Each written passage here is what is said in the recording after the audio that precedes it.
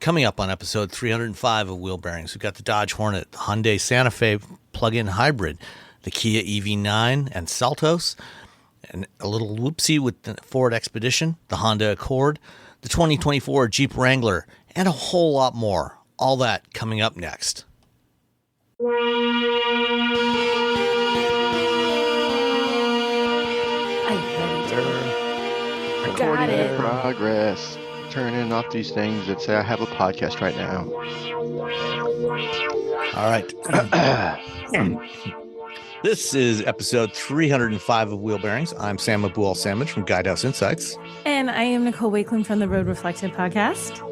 And I am Roberto Baldwin from, let's see, what's the big thing? Oh, I'll say Engadget this week, but it'll be the last week because next week I'll have another place, but I'll tell you later. Woohoo! Secrets, excellent. But we know and we won't tell. Secrets. All right. Well, Robbie, last time you couldn't talk about something that you had driven. That's true. But now I think you can because there's a video up on Engadget and everything. Yeah. So I flew to Korea, which is a delightful country, to drive. Yeah. Oh my God, Korean food is so good. It is so good. Like everything they gave me, I was like, this is the best thing I've ever eaten. Yeah. But besides food, I drove the Kia EV9, the three-row electric SUV coming to the U.S. market by the end of this year, which probably means 12 of them will be delivered like on December 29th. That's usually how that works. But in beginning of next year, you'll probably be able to pick one of these up if you're into it. By the way, this is one of those vehicles where everywhere people keep asking me about it. I was shooting a video of a Audi e-tron Q8 e-tron, and these people, and I went to go throw something away into the recycling bin, and these people were like, "Are you surveying? What are you doing over there?" I'm like, "No, I'm shooting video." They're like, "Oh, what do you?" I'm like, "I'm a car, blah blah blah. It's an electric car." And they're like, "Oh, what do you know about the EV9?" And they didn't. The video had gone up that day. They didn't know who I was, anything, and the two people out of three were like super into this vehicle. Like, this is my dream vehicle, and so yeah. So I flew all the way to Korea. I drove it, as you would expect from a Kia. It's pretty good. Is that all just pretty good? It's really good. Okay, it's really good. There are some sort of caveats. I even mentioned these were really early in the video. In Korea, these were Korean spec vehicles we were driving, which means that the suspension is softer, and the acceleration mapping is a bit more tame. The fastest you can drive in Korea legally is 60 miles an hour. Wow. Yeah. Really? I didn't know that. Yeah. No, it's huge. Everyone. Yeah. Well, it's about the same in Japan too. I think. It's you can't. 110 kilometers an hour, I think, is the national speed limit. Yeah. In Korea, it's 100 kilometers an hour. So you're just like, do. I've driven in Korea on a back road where it was 30 kilometers an hour. That's 18 miles an hour. I'm just like, what is happening? Oh my God. That's like, just walk. So there's a reason why they don't need a lot of acceleration. They're not really going all that fast. And then there's a lot of speed bumps. Like everywhere there are speed bumps. You just drive, there's speed bump. So it makes sense to have a softer suspension and not to really have this very aggressive acceleration mapping. That said, it's a really nice car. It was, I drove it for hours and hours around Korea. The seats are really comfy. The interior is very spacious. It feels very light and airy inside. Even though it is a very large vehicle, it doesn't feel as large as it is. Even with that soft suspension, we finally got like a little bit of like sort of back road driving with it. And it corners really well for a vehicle that size, even with that soft suspension. So when it comes over here, it's going to be, it has a nearly 100 kilowatt hour battery pack. Hold on. It's 99.8, I believe. Hold on. Where's my article? Rounds up to 100. Yeah, I'm just close enough. Where is my article? Boop. There it is. I'm sorry. It's a script. Where's my script? It was. I really enjoyed the vehicle quite a lot. They're talking 300 miles of range for the rear-wheel drive version, and 270 miles of range for the all-wheel drive version. It's built on the 800-volt architecture. Kia says that it'll charge from 10 to 80% in 24 minutes. Again, this is like a 100 kilowatt hour battery pack, so that's really, really quick. And then, like all of the recent Kias and Hyundais, it has like, little outlets so you can plug things in, like toasters and margarita makers. You got the vehicle to load capability. Yeah, you got the vehicle to load capability. No, and it has now they say it's gonna, at some point you can get on the GT line level 3 conditional driver's assistance, which means eyes off, hands off. In certain areas, and so it's essentially what Mercedes will have, or Mercedes has, which you're going to be on the freeway. It's going to be only work on certain, probably pre-mapped roads, and only up to certain speeds. So, it's mostly like I'm stuck in traffic. I want to check my emails and reply to some texts. Not, you're not going to be flying down the freeway like 100 miles an hour. And it's equipped with LiDAR for that, in addition to the camera and radar. Yeah, so it's equipped with LiDAR, so it has like Sam said, LiDAR, radar, cameras, the whole shebang in order to keep an eye on the road. Their latest, their latest version of driver's assistance is so much better than the last version. I tried it out on the Hyundai Ioniq 6 a few months ago, and its lane centering is so much better. I cannot, for some reason, I was doing the video and I couldn't even say this word. Adaptive cruise control. I had to. Adaptive cruise control is just so much more refined than in the previous version of the Hyundai Motor Group's driver's assistance feature or level 2 system. And so, so they're really sort of bringing it when it comes to their EVs over there at the Hyundai Motor Group. The EV9 it's comfortable. I do wish that the chair, like, the butt part, felt a little stiff, a little firm for my liking. I like a nice, but you throw it in sport mode, the side bolsters kind of, tighten up, and there's just like all the things you think you want from a car, it has for the most part. So there is a weird thing that they did though. So they have, this big long piece of glass, and they have your dash cluster, but then you have your regular, infotainment screen. And they've changed the infotainment screen from having like a tablet outlet layout where there's like, icons on the top and bottom. It's just one row of icons. So now you're swiping, more than you should be, to be honest, to get to certain things. But in between those two displays is a little 5-inch touch screen, and that is your climate control. So they're always available for you to look at. The problem is that the steering wheel blocks your vision of the climate controls. You know what? It's funny you say that because I haven't driven it, but looking inside it, I thought that screen was so cool, but I had that you got to sort of move your head over to the right to see it. Now you can see, now for me, I could see the defrosters for both the front and the back of the front, the windshield and the rear glass.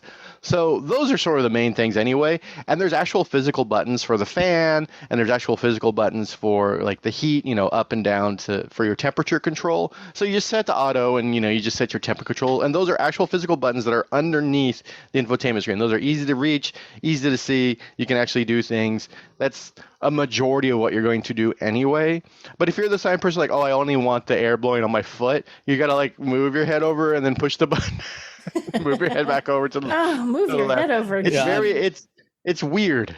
I'm looking at the pictures on the Kia website, and they've got a picture, showing the front, the dashboard, and the perspective, the point of view of the photograph is like right from the center between the front seats. So somebody sitting in the back, looking between the front seats. So you have a perfect view of that little climate control touchscreen area there.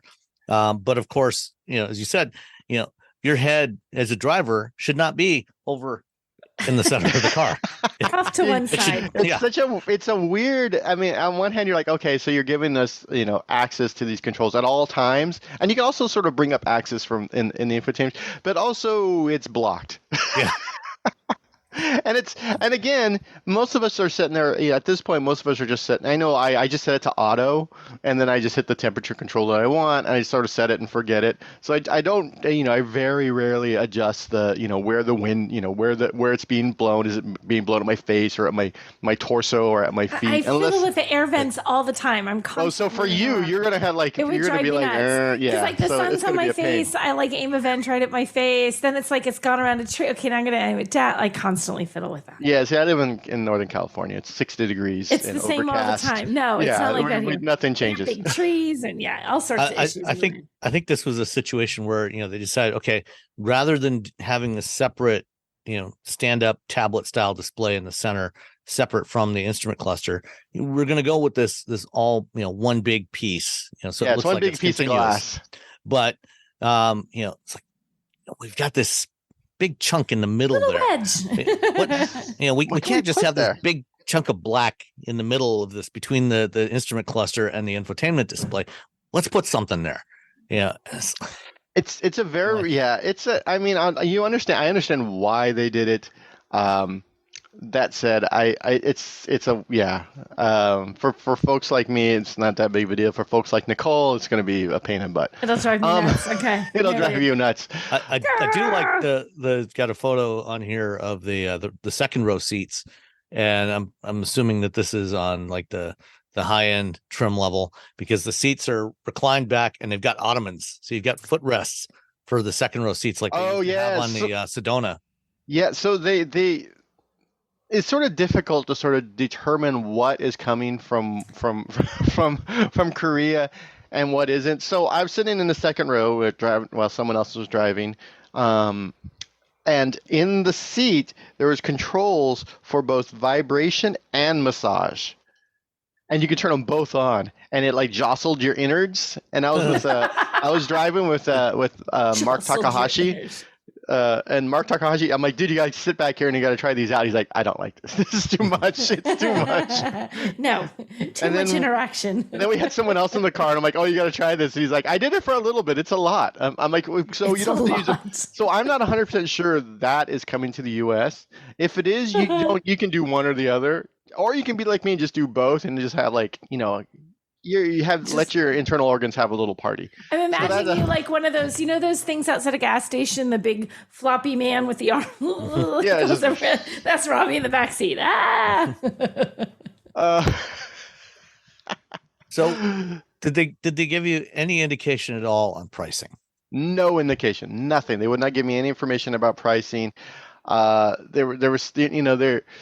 These automakers, especially for a car like this, I think there's a lot of buzz for it. It's a 3-row SUV that people are going to be able to buy. The ID Buzz isn't out until next, summer, probably fall, and even then, you're not going to get one. I'm sorry. You're not going to get one because they're only making like 100,000 for the entire world per year. It's such a small production run on that. It pains me. So you're better off trying to get if you want the ID Buzz, it's going to be 2 years. If you want the EV9, it's probably going to be, maybe a year, probably less. That said, they're going to want to drag out the news for this, and that's what automakers do. They like, here's a teaser photo, and here, remember the Bronco? Oh, it's like 5 years of that. Like they didn't even have a car yet. They're like the Bronco, and then like here's a tail light, and here's a bolt from the right fender. Here's a bolt, yeah. Here's a picture of a horse. You're like, oh my god. Here's a picture. So they're gonna sort of drag this thing out. It's the one I was in. It has the captain's chairs in second rows. It has room for 6.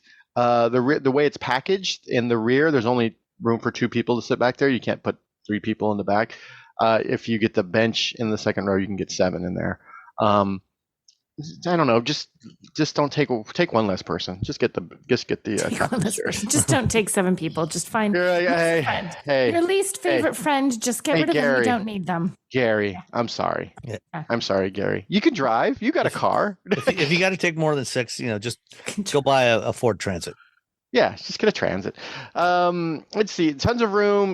With all 3 rows up, there's 20 cubic feet of space behind that third row. When you fold everything down, there's 82 cubic feet of cargo space. 82 cubic feet. So you could fit like a Miata back there. Android Auto, CarPlay, work. I have no idea if it's going to be wireless or not because the Kia Hyundai wireless, not wireless thing is just bonkers. Super confusing. Yeah. you essentially just have to like get in the car and see what happens when you plug it in. Do I need to plug this in, or is it like no? Oh, okay, fine. Yeah, no, I really liked it. I think it's going to do really well. I feel. Another thing, I think the steering wheel should telescope out a little bit more. Boop! It didn't telescope out nearly enough. Oh. But at least it telescoped, unlike the Colorado Trail Boss, which didn't at all. I just want just a scooch more. Just a tiny little bit. Just a scooch more. And again, that's just I think for most people, it's probably not going to be that big of an issue. I have long legs and long arms, but I don't like the straight arm while I drive. Again, that little gangly guy in the. I like gangly and the blow up. I'm the blow up guy. Like, hey, we got gas. Yeah, no, it's supposed to, again, end of this year. If you want all-wheel drive, 270 miles of range, which is really nice for a very large vehicle. If you're like, just gonna get rear-wheel drive, 300 miles of range, so you get 30 extra miles. If you live somewhere where it snows or whatever, get snow tires. Get snow tires, but also if you get all-wheel drive, you don't have to put chains on in some places. So. Like in California. So if you're in California and you go snowboarding quite a lot and you want this, just get the all-wheel drive and put winter tires on it. But if you get rear-wheel drive, they make you put chains on. Just because most Californians don't have winter tires. They don't have snow tires on their cars because we're all going up to Tahoe to snowboard and ski and whatnot. So it's a whole. It's for the bet. It's for the greater good. Unless you live up in the mountains, Unless you live it probably doesn't make sense to get winter tires. For a few weekends a year. Yeah. A friend of mine tried to convince me to buy winter tires for my Subaru, for my WRX, and then like a week later he's like, "Oh, that's a dumb idea." And I was going up like 20 days a year, like snowboarding. Oh wow! And he's like, I just threw I had all seasons on it, and all-wheel drive, and I grew up riding in snow, so it was fine. But that, there's a lot. You should get some. Anyway, Kia EV9. It's really nice. I'm assuming it's gonna be better, handling wise and performance wise when it gets to the US. It has sport mode. Why does a third road vehicle need sport mode?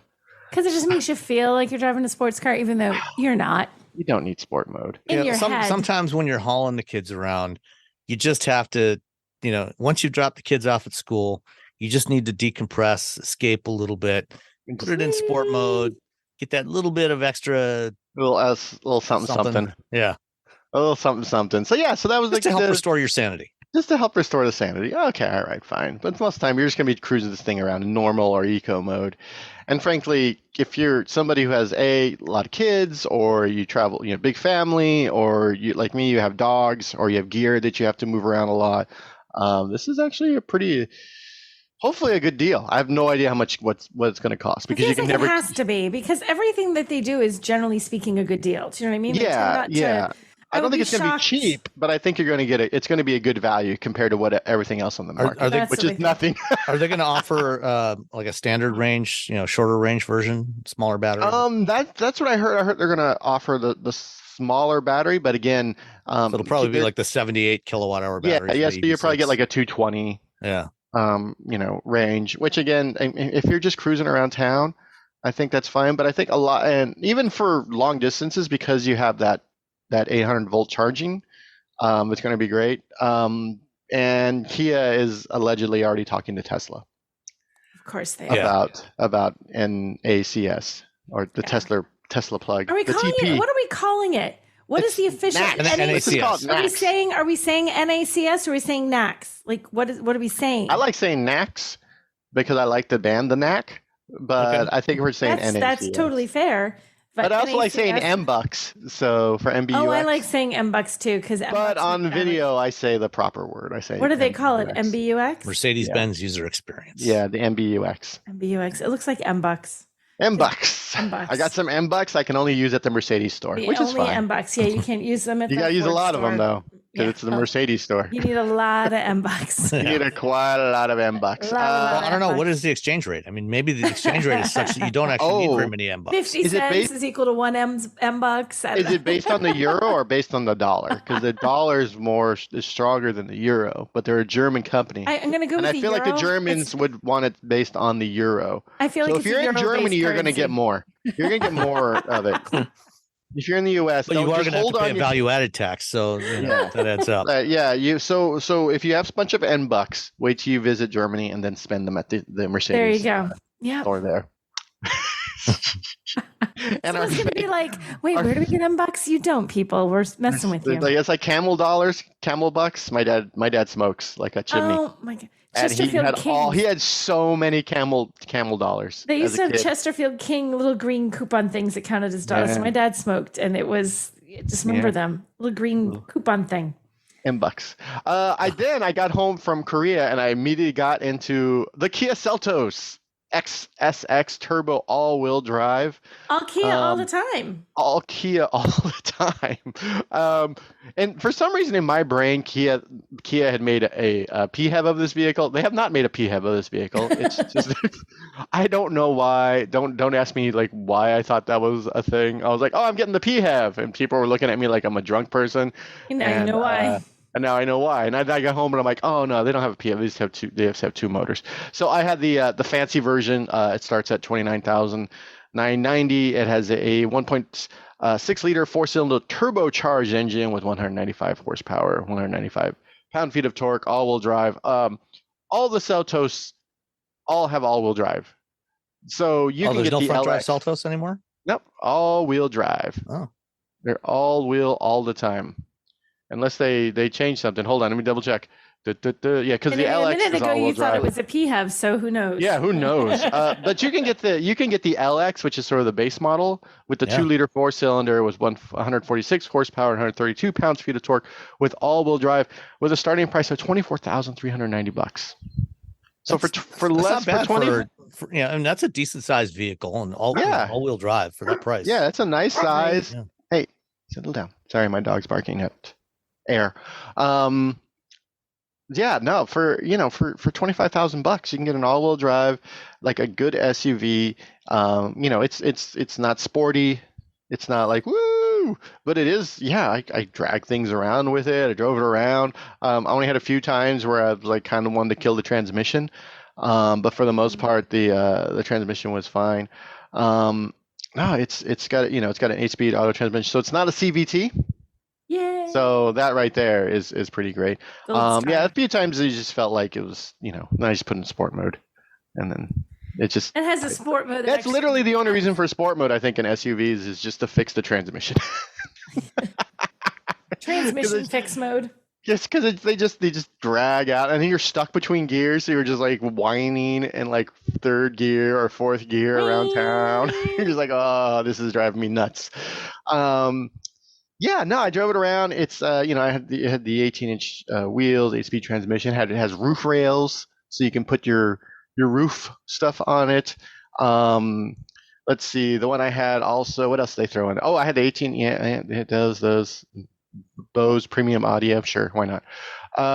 Smart Cruise was stop and go, which is before. I remember one of the first times I used a Hyundai with or Kia. Same thing, with adaptive cruise control. What it would do is it would stop when you're in traffic with adaptive, and then it would just turn off, and then the car would just start creeping forward. Nissans do that too. So they stop that. They stay for about 5 seconds, and then it starts creeping forward. Unless you have ProPilot Assist turned on, then it'll stay on indefinitely. Yeah, so now it stops and then it goes when the car pulls away. So that's nice. This one also had the additional sunroof, powered liftgate, digital key, ventilated front seats. Even for $30,000, for the version I had, you're getting a lot of stuff in this Kia. It just feels like a much nicer vehicle. It's more comfortable than it should be for this price. It's better equipped. It's got a nicer interior than it should for this price for sort of a. So I a fan of the little the Seltos. You got a lot of room in the back. Put the seats down. I enjoyed the Kia Seltos. But the Monroney they gave me didn't have a price. So apparently the car I have was $0. So I want that one, that exact model. I would like, please. Yeah. So the vehicle I got starts at brand 30. New car with no car payment. No awesome. Car payment. It says 30, and then let's see. I'm trying to look and see if there's what the upgrades were. Oh, the SX sunroof was another $1,200. So 33. Not 33. So 31 and a half. That's not bad. For the bells and whistles that I got in there. So that's nice. And again, if you're an outdoorsy person and you go up to mountains, this is all-wheel drive, especially in California. They're not going to make you put chains on, which again, huge pain in the ass. And it has bars across the top, so you can just really quickly and very easily add your ski racks, your snowboard racks, your kayak rack, your bicycle rack, strap down your drum kit, your drum kit, your drum kit rack, your rack all those things, your rack of choice. The roof on the old roof rails, and then finally. Yesterday, I got a Ford Expedition, the 4x4 Platinum Edition. I've already driven the Ford Expedition. I asked the very nice fleet manager in my area, if I could get a large vehicle because I had to haul a bunch of gear up towards Yosemite because 2 of my bands are playing a music festival. He said, yeah, that's no problem. Here's the Ford Expedition Platinum 4x4. It has Blue Cruise. And so I drove that car for a grand total of 20 minutes. I was on my way to go buy guitar picks. And you felt it was so good, you don't have to evaluate anything else. You can give it back now. So right? I'm done. I'm going to buy some guitar picks, and then I'm just going to leave it on the side of the road. Yeah. What happened was that someone apparently or allegedly, or this is what they told me, they were cut off by another driver, and when that happened, they hit a car, and then I was in the right-hand lane getting ready to get off the freeway to pick up my guitar picks. It was that close. At Guitar Center. I was going to cover my ears so I didn't have to listen to Stairway to Heaven being played 1,000 times by 1,000 guitars. And this other vehicle, after he hit that first vehicle, went flying from the left-hand lanes into the right-hand lanes, and I slammed on the brakes. And instead of getting sort of sideswiped by them, I hit the rear quarter panel, and the front left bumper or the front left fender of the vehicle got sort of smashed in. And so that was the end of my drive with the Ford Expedition, which is so it's a good reminder for a few things. A, just be paying attention. There was nothing on the freeway. There wasn't a lot of traffic, which was unusual for the time. So I was like, oh, okay. And I had turned off Blue Cruise because Blue Cruise along Interstate 80 in this section is just a big pain in the ass because some of the curves are a little bit sharper than Blue Cruise can handle. So it just turns itself on and off. It's just like always yelling at you. Well, it doesn't yell. It just changes the color. The color of the dash changes. And I'm just like, and most of the time when Blue Cruise is on, I just leave my hands on the steering wheel because I don't know what to do with my hands. With hands free. I'm like, what am I supposed to do with these now? Just sit them in my lap? But so I just leave them on the.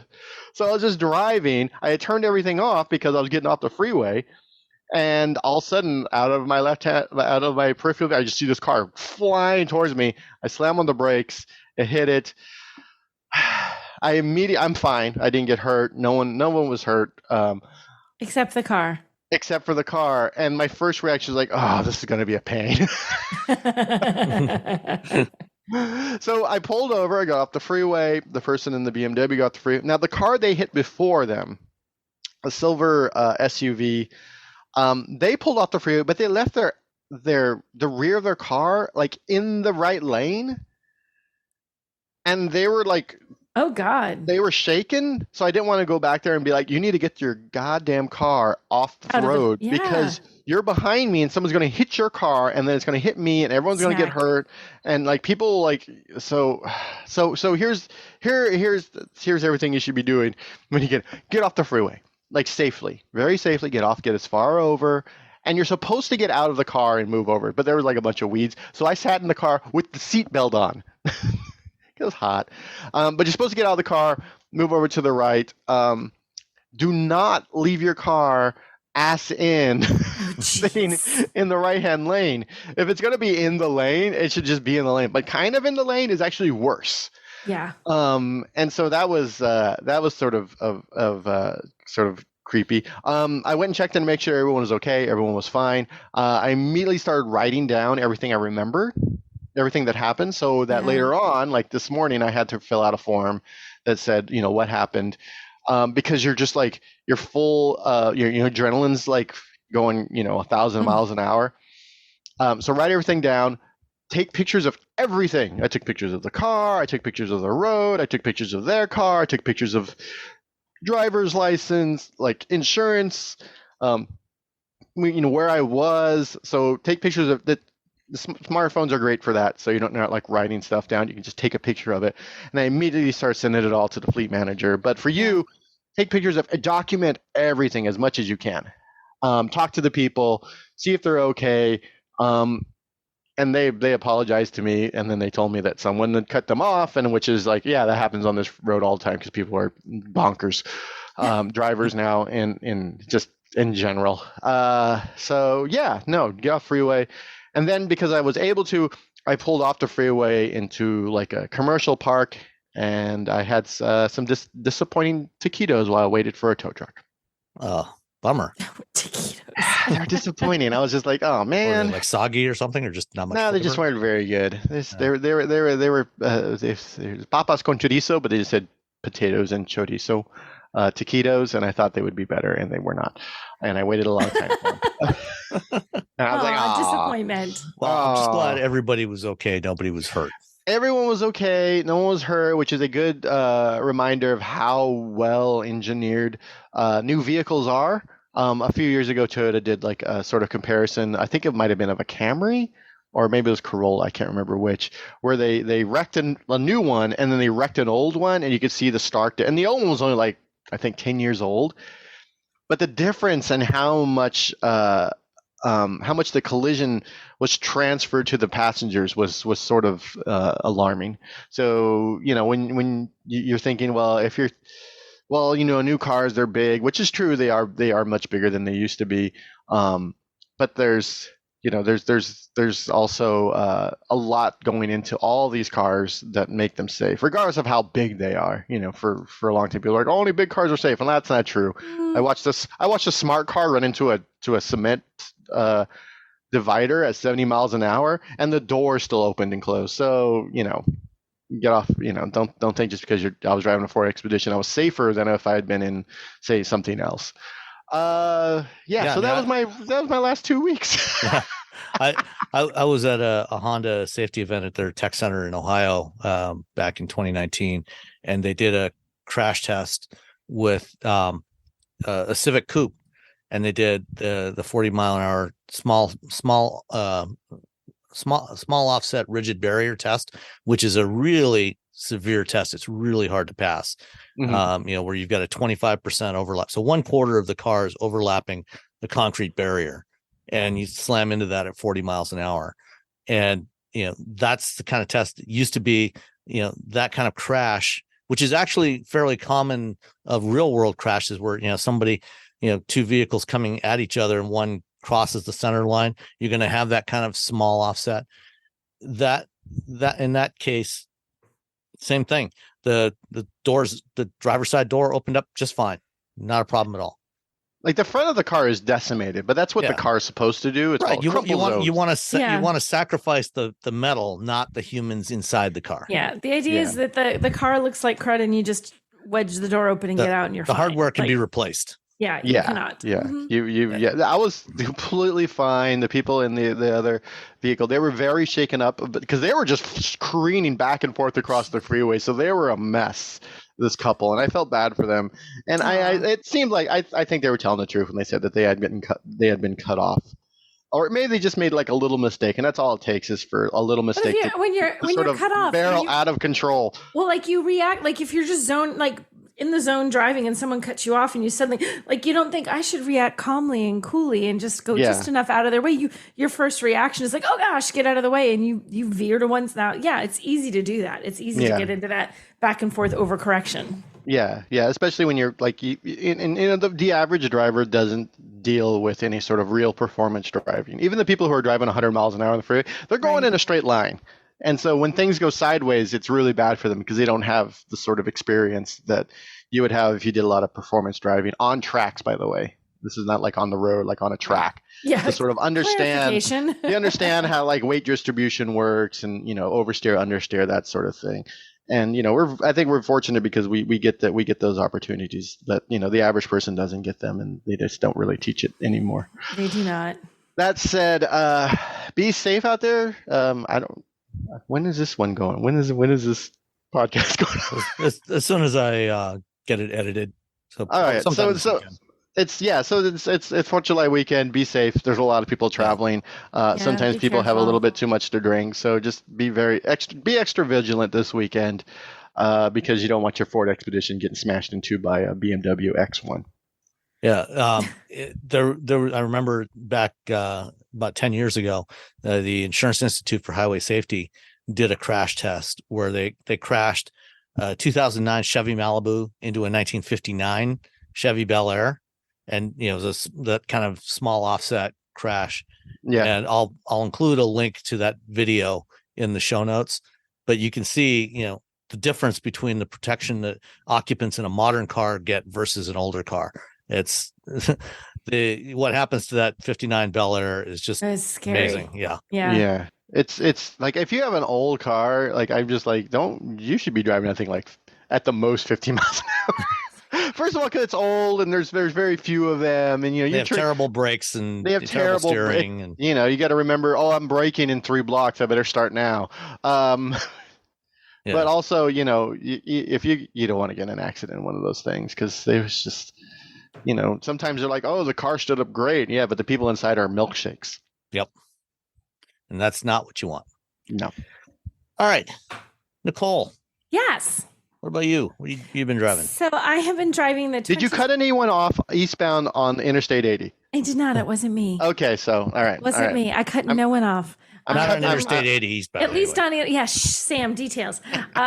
So I was driving this week the 2023 Honda Accord, which is all new this year. And they made a lot of changes to it. I feel like sedans get sort of... nobody wants sedans anymore. Everyone wants SUVs, but the Honda Accord, like if you want a sedan, good sedan. I see you raising your hand. I still want sedans. You still want sedans. Sedans are dope. And the new Accord, I've seen it out I haven't driven it yet. It looks I really like the way it looks. It's really good. It looks really nice. So I had a cool color. I'm trying to find the color because I wrote it down here. It was called Radiant Red, which is not Mazda Crystal Soul Metallic, but it's whatever. Good. It's nice. It's like $455. I'd totally pay $455 for that paint. So they redid like everything because it's an all new. Everything gets touched. The front end looks a little bit different. The tech is a little bit different. Everything gets an upgrade. There's nothing really dramatic in terms of the changes, but all little iterations better, which is what you want because it's not like the Accord was a terrible car to begin with. It's already really good. So like improvements are going to be small improvements as you start moving up the scale, not overly dramatic. So I had the Hybrid Sport, which has 204 net system horsepower, 247 pound-feet of torque. And I drove this thing because I had it actually because they did a little mini drive program here in the Northeast. And there's a place, it's spelled like Accord, ACCORD, in Accord, New York, but it's actually called Accord.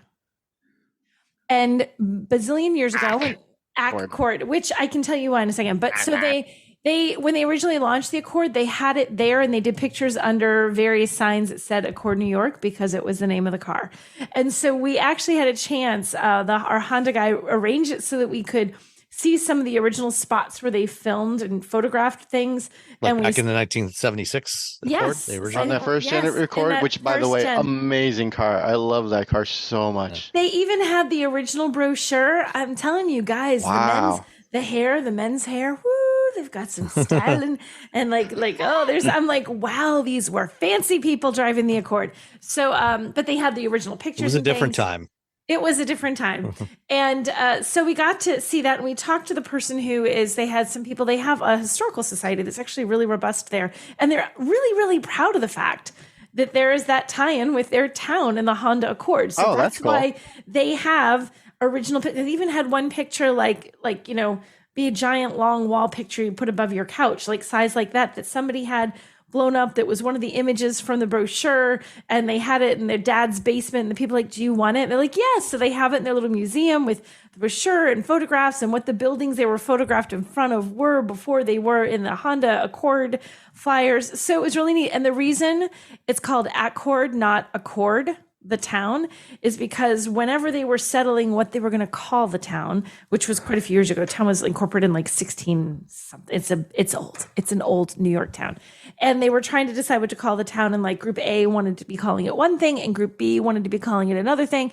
And whoever was in charge of deciding which of those things said, there's so much discord in this town, we're going to call it Accord. Get it? That's the local lore. I don't know if you can't go back in time. So I'm just going to say that sounds fine. I think that sounds fine. So I drove plausible as most stories I've heard, but right. I mean, it's plausible. So this place is about 3 hours and 45 minutes away from home for me. So I drove 3 hours and 45 minutes there and 3 hours and 45 minutes back. So I genuinely had that's not a huge road trip, but that's some time behind the wheel in one sitting. And they've done all this stuff to improve the seats in the Honda Accord. I'm going to rave about these seats being ridiculously comfortable. It was just me. I wasn't trading off drivers with anyone. It was all me. And I realized, I stopped and pulled over just to stretch, because you're supposed to, you shouldn't ride in the car for hours without getting out, and realized I was not stiff at all. And then I was only there for 24 hours, drove in day one, drove back day two. Even at the end of day two, I felt like absolutely no fatigue from that. Normally, if you drive that much on highways on a road trip 2 days in a row, you kind of feel it. You're kind of like, ugh. Yeah. These seats are so comfortable. Like, they did all sorts of fancy stuff to get like the way your pelvis tilts to be right, so that you don't have as much weight on your back, and to even reduce so that your arms are more supported, so that your arms aren't having to do as much work when you're steering, and that your head bobble is a little bit less. Like, things that you don't consciously know are different, but your body knows, and your body's like, thank you for buying this car. See, I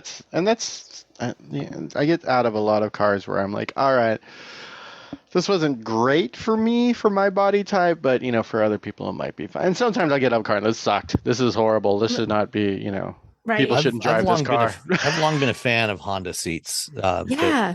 But, for the most part, the fit is one of the few exceptions, because it's smaller, the seat cushions tend to be a little shorter, but pretty much every other Honda I've driven has always had really good seats in it. Very comfortable, very supportive in all the right places, at least for my body type.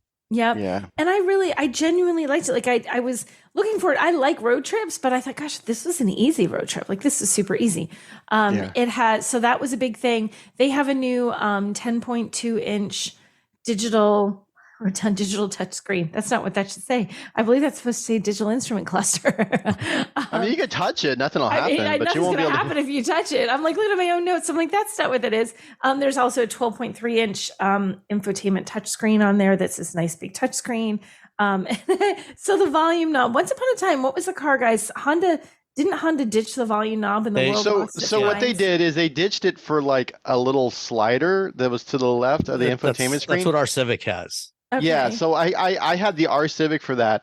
And what ended up happening that entire drive, I ended up driving that car to my hometown, which is like 3.5 hours away. Yeah. And what I ended up doing is I kept turning up the heat. That's funny. And I think enough people complained, but by the next year they put an actual knob. So there is still a knob on this one. And the kind of funny thing, so the screen is, mounted upright like a screen, and there's a little bit of a lip from the dashboard that sticks out a tiny little bit, and the volume knob is like flat on that dashboard, like on top of a teeny little volume knob. But they're like, we did not get rid of it. It's right there. You can still play with it. Well, in 2017, when they launched the previous generation CRV, not the current one, at that point, we already had our Civic, and they'd had that touchscreen audio system for a couple of years in various models, including the Fit and the Civic and a couple of others. And when they did a reveal of that CRV here in Detroit in 2017 at Eastern Market, and when it was John Mendel, who was the head of Honda of America at the time, and he's going through the highlights of the new CRV, and he said, and we've got a new audio system in here with a volume knob, and everybody cheered. All the media in Shed 3, we all cheered. Said, "Yeah, right! Finally, a volume knob." Like all this impressive stuff we did. This, and that was like the headline on all the stories about the new CRV. It gets back a volume knob. See, volume knobs are important. So it has them, but it's just like the way it's just put on there, like everything's so clean. It looks totally fine, but it's like, it's just tucked there. Like, we left it, guys. Everyone calm down. Like, I could literally hear a designer's thoughts as I saw that little volume knob sitting there.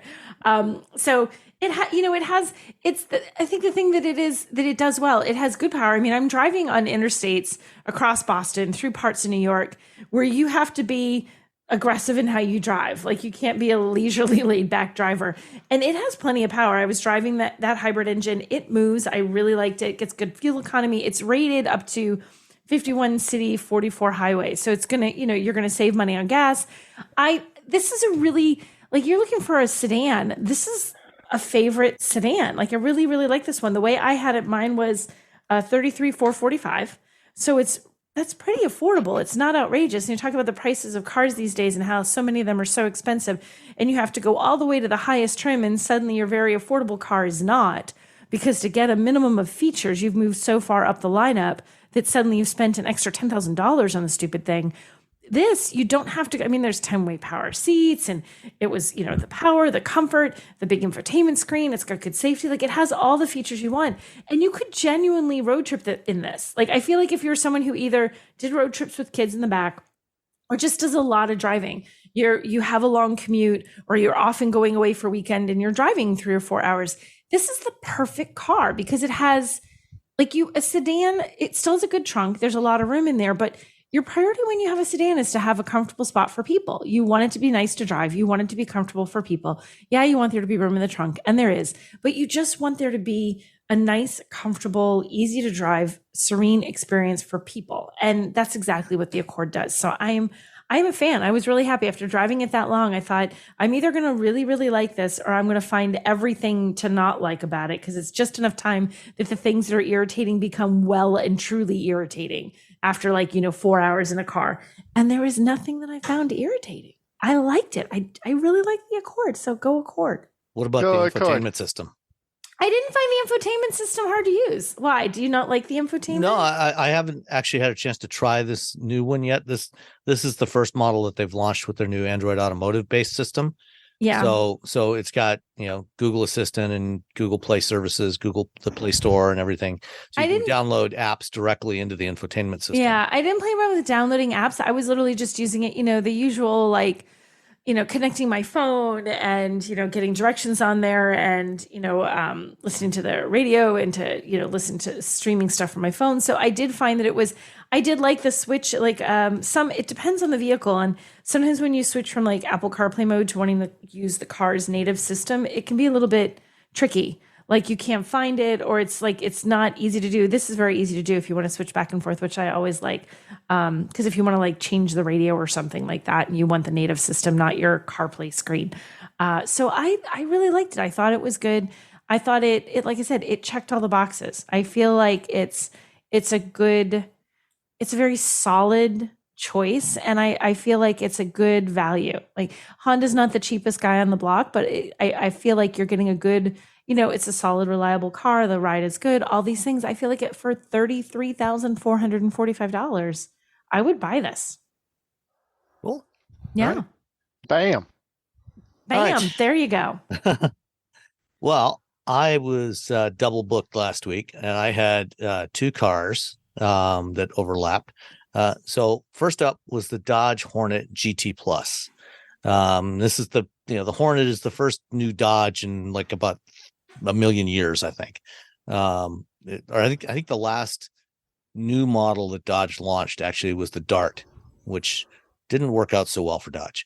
So this is the Hornet, which is essentially a rebadged Alfa Romeo Tonale. And from what I've heard, the people at Alfa Romeo were not thrilled when Dodge decided to have their own version of it. But at any rate, it's here.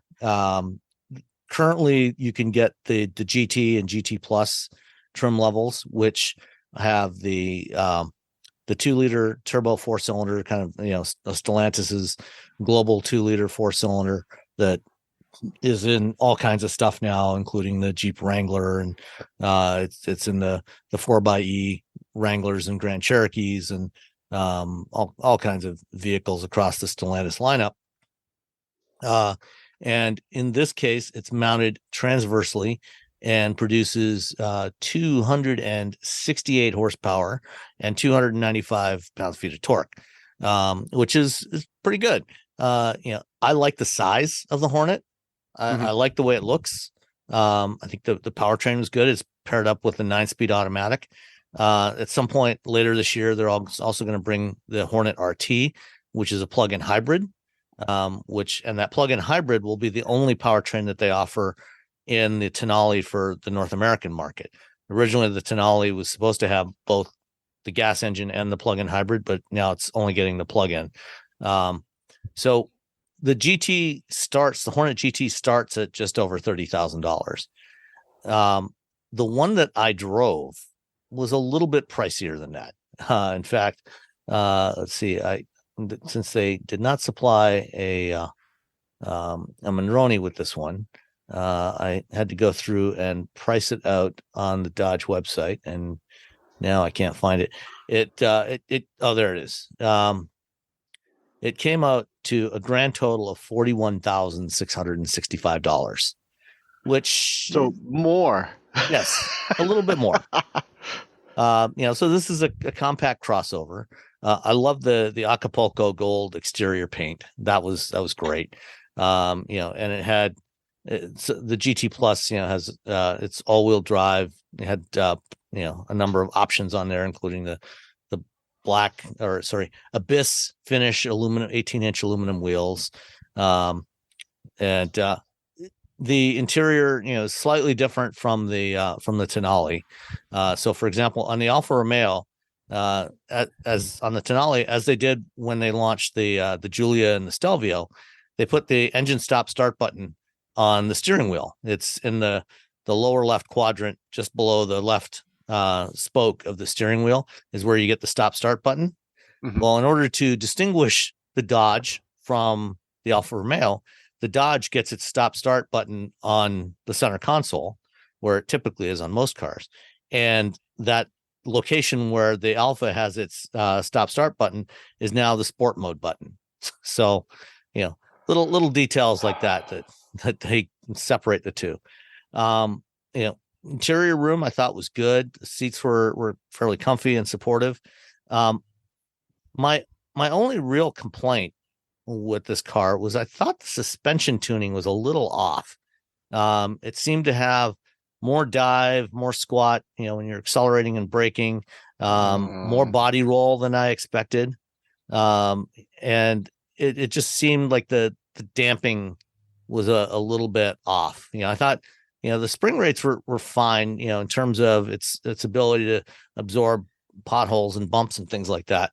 But I think it could have used a little more work on the damping to kind of tighten everything up, or maybe some stiffer anti-roll bars. I'm not quite sure what, because it just seemed the body seemed to flop around a little bit more than I expected in this thing, especially given that it's intended to be fairly sporty. It looks sporty, and it's a Dodge. So it's not a muscle car like the Challenger or the Charger, but it's still intended to, the Dodge brand is supposed to be a sportier brand, and it just felt like the body was moving around a little bit more than I wanted. The infotainment system worked great. It's the same Uconnect 5 that you find on most newer North American Stellantis vehicles. So it's based on Android Automotive, but it doesn't use Google Automotive Services. So you got TomTom Maps and Amazon's Alexa voice services, and the maps. They're not as good as Google Maps. I think the TomTom maps, is not quite as precise in some locations.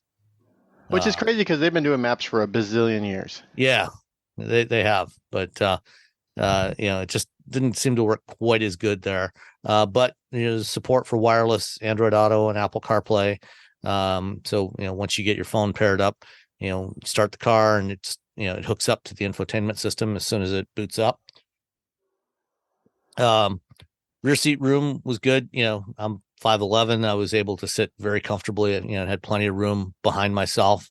With the driver's seat set for my position. I had plenty of leg and headroom and shoulder room. Decent cargo space in the back. So the one that I had the black leather seats.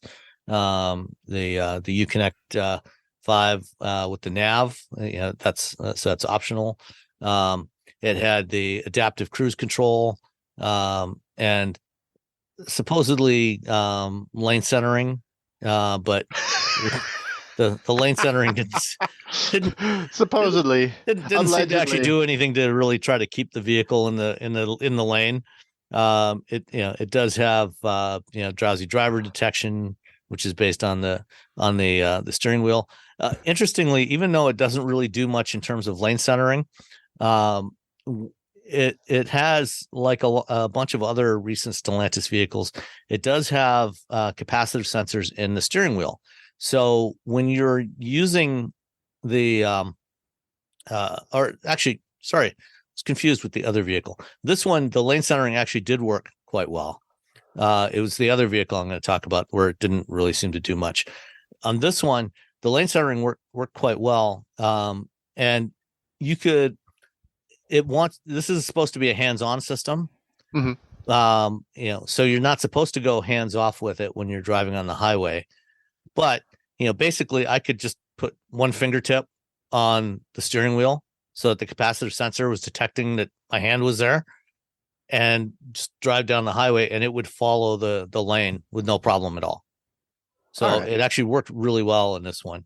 And usually I kind of kept, my hand, kind of beside the wheel, touching it, not necessarily gripping it, but touching it, so I could, if I needed to, immediately grip the wheel and take control. So that part worked really well. As I said, I love the Acapulco gold metallic finish, and the black painted Hornet badges on the fenders. Cool little car. And I think with a little bit of additional work on the suspension tuning, I think, this could be a lot of fun. And I've talked to some people that have driven both this and the Tenali, and I'm not sure if you've driven both yet, Robbie. I haven't driven either of them. Oh, okay. Yeah, I know. I gotta get together. Yeah, I mean, I was talking to Roman Micah at the Jeep program this week, and he's driven both, and he said, yeah, the Tenali, it seems much better controlled. So the suspension tuning on the Tenali is better. So we'll see if what they change, if they change anything for the RT, which is the plug-in hybrid, which is closer to what we're going to get with the Tenali. If that one is tighter at all than what we get with the Hornet GT. But I mean, if you're looking for a compact crossover that is something a little bit different from all the rest of the stuff out there, this is definitely worth a look. And I said the price at almost $42,000 is a little on the high side, equipped as this one is. Yeah. You can get the GT starting at about 30,000. So I think if you're a little more judicious with the options, then you can probably get a reasonably equipped one in the mid 30s, and I think that's a little better value. It certainly doesn't feel cheap inside. The materials are nice. Everything's nicely finished, good fit and finish on the car. And let's see what if they have the summary with the destination charge. Yeah, I'm not sure. I don't see it on here because I had to do a build on the Dodge website. I think the destination charge is like $17.95 on this thing. So that is the Dodge Hornet GT Plus. GT Plus. Well, the plus is, well, it's extra cash. Yeah. plus more dollars. That's more dollars. All right. The other car that I drove was also a crossover, slightly larger. This was the Hyundai Santa Fe plug-in hybrid. And this is the one that the lane centering didn't really seem to do much of anything. So see, it's the old Hyundai. It's not very good, is it? not in this one. I've driven some Hyundais that actually do quite a good job with lane centering. And it just on this one, it just doesn't really seem to do much. It's just kind of there. The rest of it was great though. It's a nice size. It's the Santa Fe is a 2-row kind of mid-size crossover, so bigger than the Tucson. It's very roomy inside, a lot of cargo space in the back, which was actually useful because I had to go and pick up a new rain barrel that I ordered, and it fit in the back even without folding the back seats down. It fit right in the cargo area. So this is like a 55-gallon drum, rain barrel, and it fit in the back of the Santa Fe with no problem at all. So the Santa Fe plug-in hybrid powertrain is let's see, and this was the limited for the plug-in hybrid. It's got 261 horsepower total, with let's see, it's a 1.6 liter turbo 4-cylinder, plus a 66.9 kilowatt, so 90 horsepower electric motor, all-wheel drive on this one. It's a 13.8 kilowatt hour battery, which is on the smaller side compared to a lot of the current plug-in hybrids, but not bad. It's EPA rated at 31 miles of electric driving. I got about 29 in my testing, but that was also, I took it out, not long after we got it. Had to make a drive halfway across Michigan because our daughter went to this music festival on the west side of Michigan. And when they got there, she and her friends, when they got there, they were unpacking. They realized that they'd forgot a couple of important items. And so we agreed to meet halfway. So to drive about 100 miles there to hand over some stuff. And it was no problem at all with room in the back seat. It was comfortable for, what ended up being, round trip, a little more than a 3-hour drive, almost 3.5-hour drive.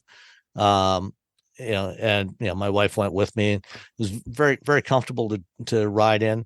The fuel economy on the highway, driving, it was almost entirely a highway drive, was not exceptional. But again, it's a hybrid, a highway drive with air conditioning on because it was fairly hot. And so it was averaging just shy of 30 miles per gallon, which is fine, but not, like I say, not exceptional. If you're doing more around town driving, it should do significantly better than that. It's EPA rated at 33 combined. If you're around town and getting more regen, you're probably gonna get closer to upper 30s with that. So it's rated at 31 miles of electric range. Charges at 3.6 kilowatts, which is modest, but for a plug-in hybrid with a not huge battery, it's fine. It'll do a full charge in a couple of hours for most people. So this one, since it was the limited, and they also did not provide a Monroney for this one. Let me find the right tab here. I got too many tabs open. Let's see, somewhere here. Build your own Hyundai. There it is. Okay. Build your own Hyundai. So 2023 Hyundai Santa Fe plug-in hybrid limited with all-wheel drive came out to a grand total of $49,195, which is pretty steep. And since unfortunately the plug-in hybrids, all the plug-in vehicles, or most of the plug-in vehicles from Hyundai, Kia, Genesis are still built in Korea. So most of the Santa Fe's, gas engine Santa Fe's, are built in in Alabama, but the plug-in hybrids still come from Korea, which means that it is not eligible for federal tax credit unless you lease it. If you lease it, you can get the $7,500 tax credit on it. If you do not lease, then you will get nothing, and you will pay that full $49,195. And would you like to guess at what the freight charge is on this? Oh. I'll say $995. Oh, I was going to say $995. So closest without going over. Say $996. $996. That's what I was going to say. And Nicole wins it, $1,335. Yay! The only option on here on the one that I had is the limited comes with pretty much everything. The only accessory option they had was the rear cargo cover screen, which is $190. Everything else is built in from the factory, and it's a, if you can stomach the price, if you're looking for something in this, a mid-size SUV crossover, that'll do most of your driving on electricity alone. This is actually a really interesting solution. So let's see, let me change the trim. The base, the SEL, which is the base trim for the plug-in hybrid, starts at $42,410. So that's that's a little more palatable. And like I said, for most people, it'll do most of your driving on electricity alone. So you'll get most of the benefit you would have of, say, an Ioniq 6. And then when it's time for a road trip, you just keep on driving. Dun, dun, dun. That is the Santa Fe plug-in hybrid. Oh, that was the saddest little whine at the end from your dog. All right, I'm gonna let him out. Come on, go out with Nico. No, I'm still a plug-in hybrid fan because I think it's nice that most the idea to be able to use gas when you want to use gas, use electric when you use electric, and that has enough of a range. Even like you said, you got what 29 out of 31, Sam, with a rating? And that was in mostly highway driving. So around town, I think if I was driving around town and could be a little more gentle with it, I could probably get 33, maybe 34 miles out of it. Because I've in the past, the same powertrain in the Sorento. I think on my usual test loop that I do, which is a mix of highway, urban, suburban driving, I think I got like 37 out of that one, and that's similar sized vehicle. Yeah, see, and that, like, most of the time, you think about how much driving you do in an average day. There's so much of the time you're going to be able to just use that EV and not have to worry about ever using gas. That's pretty cool. 80% of American drivers drive less than 40, or 80% of Americans have less than 40 miles a day of driving. Yeah, so it's still cover most of your driving. I still think PHEVs are like the way to go right now. I love them. Did you know you can support Wheel Bearings directly? Head to patreon.com/wheelbearingsmedia and you can become a patron today. Your contributions will help fund the platforms and tools we use to bring the podcast to you. And exclusives and improvements are already on the way thanks to your generosity. So if you want to be part of an automotive podcast like no other, head to patreon.com/wheelbearingsmedia. All right.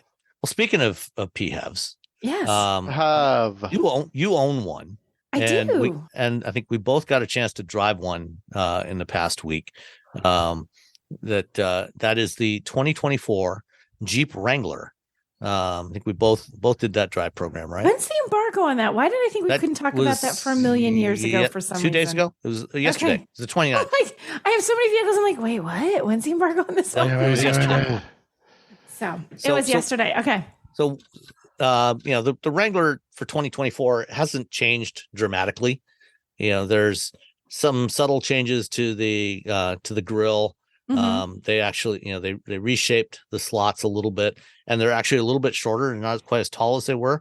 And they explained during our program, explained that part of the reason they did that was because one of the options that they have now in the Rubicon is a factory installed winch. So you get a bumper with a winch built into it, and it sticks up a little bit. And they wanted to make sure that the grill ended above where the winch went. Yes, they told us the same thing, that it was to accommodate so that the winch didn't cut off your view of the full grill. So now it's above the edge of the winch if you get a vehicle that is so equipped. And the only other notable exterior change is the traditional whip antenna is gone, which used to be on the passenger side fender. and now they've integrated the radio antenna into the top of the windshield. Yes. So you don't have to worry about that snagging on, I don't know if if you're off-roading Everything. someplace. Yeah. Any place where there's trees. They took us out into Utah and there's nothing to snag anything in the desert in Utah. But yeah, if you're someplace where there's trees and such, you're not going to catch it on the local flora, right? Yep. Flora, I guess. Flora. Yeah. I think fauna. I'm like, wait, fauna's animals. You probably don't want to catch it on animals. Hopefully you're either. never catching it on an animal, just the local Well, I mean, flora. if something's hanging down from a monkey's A hanging rogue down monkey, from a tree or something. right? You never know. A Or squirrel. snake. Could be anything. Or snake, yeah. So flora and fauna. You're not going to catch that antenna on flora or fauna any longer, which is nice. The bigger changes were inside. A new dashboard basically, and a few other features. But so bigger 10-inch or 12-inch, 10-inch center touchscreen. I think it's 10. I believe that's correct, Sam. And it makes a huge difference in how that looks because it's nicely. The way they did it looks good. It makes it, the dashboard in the Jeep always had this kind of rugged, rough and ready kind of thing going on, but it also is like, we need to bring this a little forward, guys. Let's move it forward in time. Let's not have it stuck. And I feel like this actually does make it look significantly more modern. It was looking a little dated for the old setup for the whole dash, and I think it looks much better.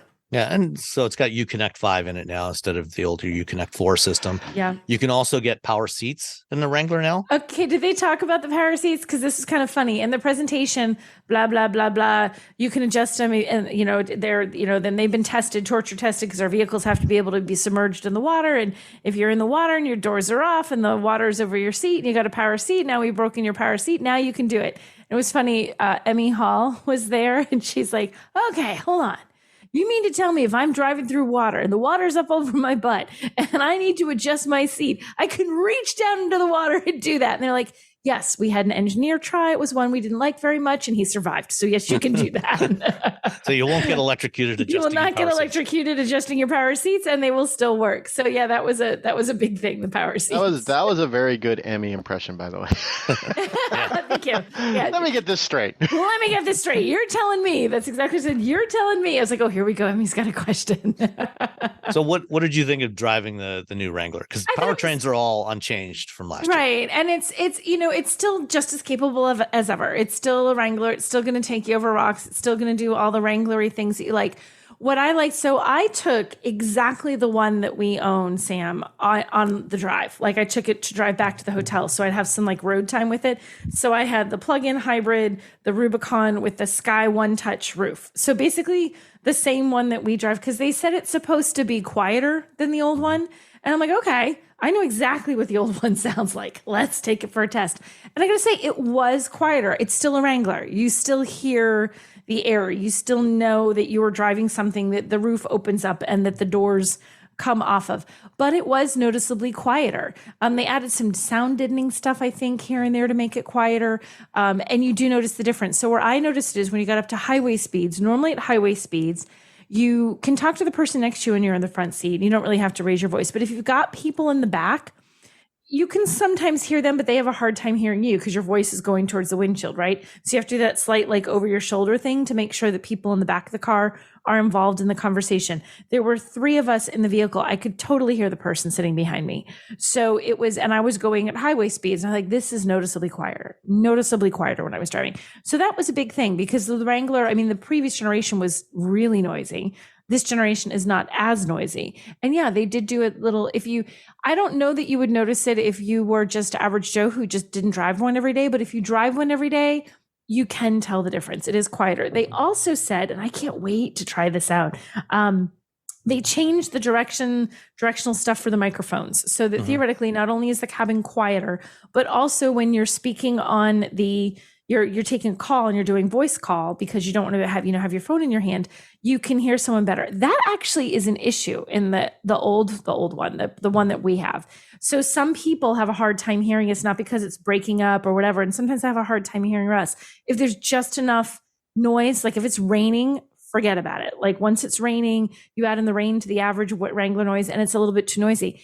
This one seems quieter, so that would reduce some of that noise. And they say the microphones are better so that someone will be able to hear you. So my test is going to be when I get one in my driveway, My mom can never hear me in the Wrangler. I won't call her in Russ's Wrangler. I'm going to call her in the press car when it arrives in my driveway and see if she can hear me. I actually did get a call from a reporter. You did? About something that afternoon while we were driving back to the hotel. And so I was taking a call while driving down the highway and driving through St. George.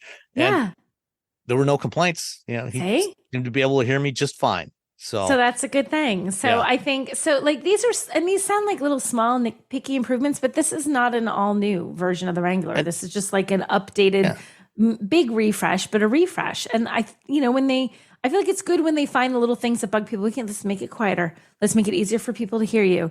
Let's add the Warn winch as a factory option. Like they did little things to, get rid of the antenna because it snags on things. Oh, and they also added, what was the other thing? They added the side curtain airbags to this now. Yeah, that's also new. Which is the first time they've had it, which apparently it was all about getting it into that like roll. The sport bar, I think they call it. The sport bar, is that what they call it? And it's not a roll cage. I know, I went to say that. I'm like, that's not the right thing. But to get it in there so that it wasn't this giant thing, like they had said, sure, we could have made that bar like 3 times its size or whatever, but we don't want this giant bar up there. We want it to still be this. You don't want to be bonking your head every time you get it. And it's like, open air driving should not involve feeling these giant bars on either. So you want it to stay small. So apparently they kept arguing with the engineers, like, nope, smaller. And they finally got it to a size that they think, okay, this will work. So that's a little bit of added safety. So again, small things, but altogether they do make an improvement, I think. Speaking of safety, well, first of all, I agree. It does also feel a lot quieter when you're driving compared to the last Wrangler I drove. It's not like driving a Navigator or something, but it's quite tolerable. It could easily do a road trip in this thing. But when we did the off-road course, it was the last obstacle, where we had to turn and go up this kind of sandstone rock face and turn left, and you're crawling across this surface that's at a little bit of an angle. They had a bunch of Wranglers, and in the group I was in, I think they had 3 Rubicons and a Willys, and I got the Willys.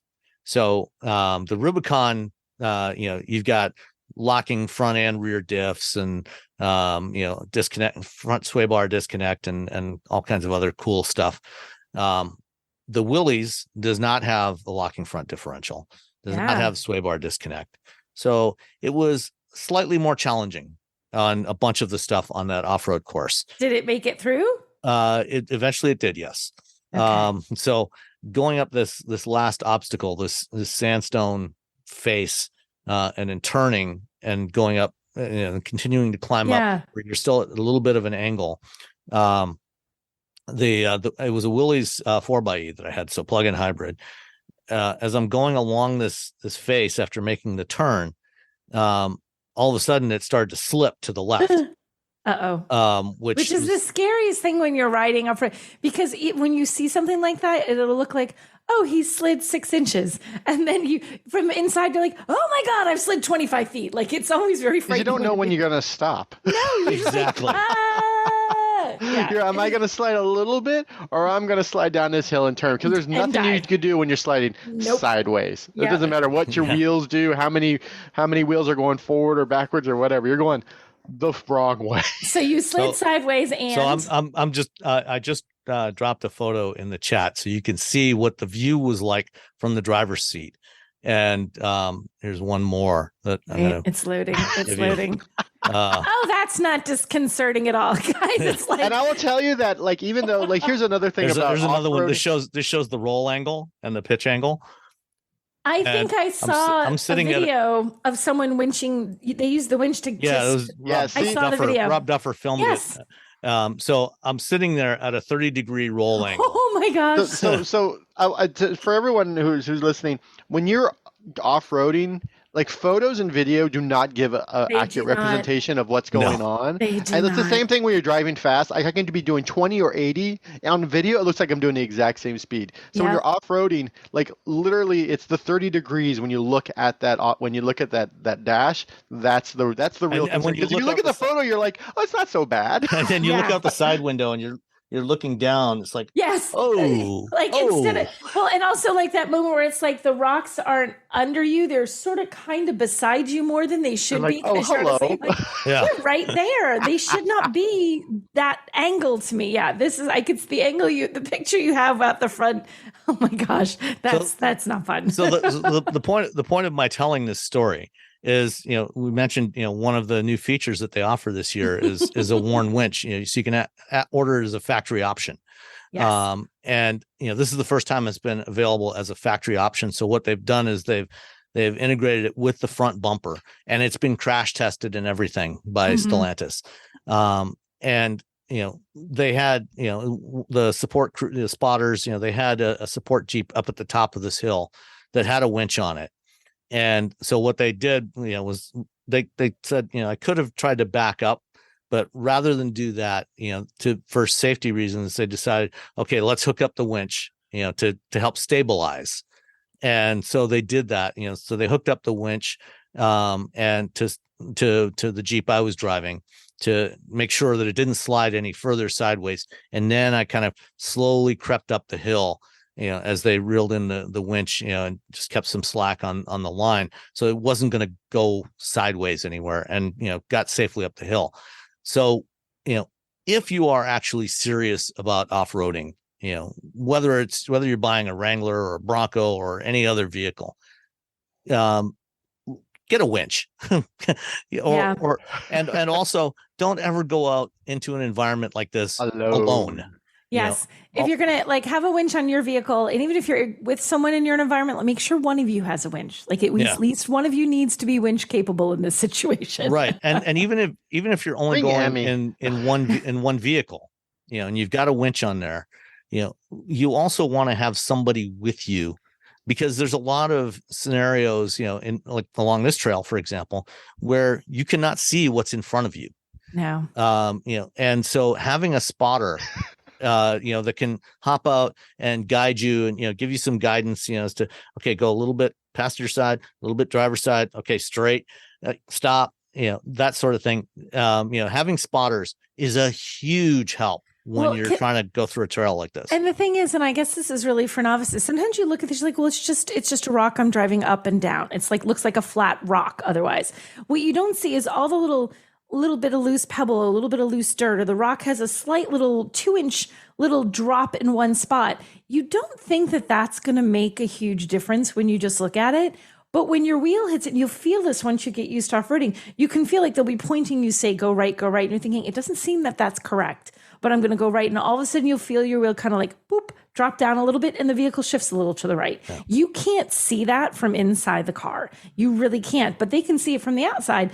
And instead of going, you think you're going to go straight, you're not. When you hit that tiny little lip you can't see, you're going to go down and shift left. So you need to be a little bit right to begin with. Like there's tiny little things in the terrain make a huge difference when you're off-road. So if you don't, even when you do know what you're doing, take a buddy when the stuff is more challenging. Well, plus the other thing too is, a lot of times, on these kinds of trails, especially if you're rock crawling, a lot of these rocks can be very, very sharp. Mm-hmm. And it's not that hard to puncture a tire on one of these rocks if you get on it the wrong way. And again, this is where a spotter can help you. They can see those sharp rocks, and they can guide you. It's like 6 inches this way. Just to keep off of those really sharp edges, because the last thing you want to have to do is stop and change a flat tire out in the middle of one of these trails. Right. And as far as the sharp rocks too, it's not just what's under your wheels, it's what's on either side of your wheels, because your sidewall is always the spot that you're most likely to pop. And especially if you've got something where it's very tight quarters, if your car if you scrape along a rock, you can take out your sidewall. Or if you suddenly shift a little bit because what was under the wheels wasn't as stable as you thought, or you weren't at the right angle, boom, you've again shifted into sharp rock that will have your tire for lunch. So it's fun doing this. It's challenging, and if you get the opportunity, it's a great experience. Super fun. Especially watching these lizards running across the road and things like that, or across the trail. But definitely do not go out there on your own. Don't be like Roman Micah and go out to Moab in a Hummer EV by yourself. Did he do that? Oh, he did that. Yeah. after they replaced the original 35-inch tires on the Hummer with 37s, he went, because they had gone out to Moab. He and Andre had gone out to Moab. Yeah. And I'll find the links to the videos. And after they put on the 37s to get a little more ground clearance, Roman went back out there by himself. And that turned out to be a really bad idea, because partway through this trail, something happened. He got some kind of software glitch, and essentially he went from all-wheel drive, 4-wheel drive with all these cool features that the Hummer has to just basic rear-wheel drive. Oh, that's super cool in a vehicle like that off in Moab. No problem. Yes. No problem whatsoever. You know, more than likely, and in fact, when he got to the end of the trail, he turned it off and started it back up again, and it reset and everything was fine. But the last thing you want is to be out on the trail, especially after his experience when they first got it, when the thing, encountered some software glitch and it died on him in the middle of the road, in the middle of the left turn lane. I knew about that one. Yeah, I knew all of a sudden it was like, I'm done driving. They couldn't get it going again. And he didn't want to try to reset it in the middle of the trail because he wasn't sure if it was actually even going to restart. Like, wait, like what's the worst? Doing this very difficult or not doing this at all when it's like not restarting? Do I want to be stuck out in the middle of Moab, right? in the middle of nowhere by myself? So yeah, always take a buddy with you. Have a winch, and be safe out there. Yeah. And then there is one other cool feature that they've added for the Wrangler this year, which is integration of Trails Off-Road, which is an app that you can get. So they have if you get the Uconnect 5 with navigation, you get the Trails Off-Road app built in, and Trails Off-Road, with the version that's built in, they have 200 trail maps that are built into the vehicle. So all kinds of locations you can go in there, say, find some off-road trails near me. And it has all kinds of information in addition to the navigation information, where to go on the trail, and waypoints and everything. They've got information about the difficulty. What are the challenges you're going to encounter on there? So you can judge based on your skill level and your experience. Okay, I'm not going to go on that trail right now. I'm going to go try this one out. And it's got, information about the history of that trail. And then you get that for 2 years with the 200 maps. And then you can also subscribe. It's like $39 a year for 3,000 trail maps. And then after the 2 years, you also have to subscribe. But yeah, if you're looking for places to go off-roading, that's a really neat feature to have in your vehicle, built right into your vehicle. Yeah, that's nice. Yeah, I thought that was pretty neat. And it does give it even has little videos and stuff in there that you can see where people are taking videos of the trail. And that's going to be kind of neat. I think it's going to be amazing if you're someplace where you don't know the area, like you've taken your car and you've ventured states away, Yep. All right.